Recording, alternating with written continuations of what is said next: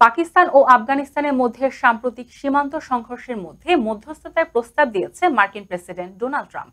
রোববার ইসরায়েল সফরের পথে এয়ারফোর্স ওয়ানে সাংবাদিকদের সঙ্গে আলাপকালে তিনি বলেন, যুদ্ধ থামানো এবং শান্তি স্থাপন তার বিশেষ দক্ষতা।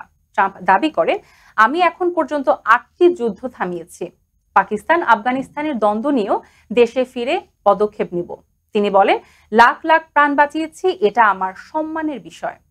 শনিবার রাত থেকে রোববার সকাল পর্যন্ত দুদেশের সীমান্তে তীব্র গোলাগুলিতে বহু সেনা নিহত হন। তালেবান দাবি করে পাকিস্তান আফগানিস্তানের আকাশ সীমা লঙ্ঘন করে বোমা হামলা চালায়, যার জবাবে এই সংঘর্ষ শুরু হয়।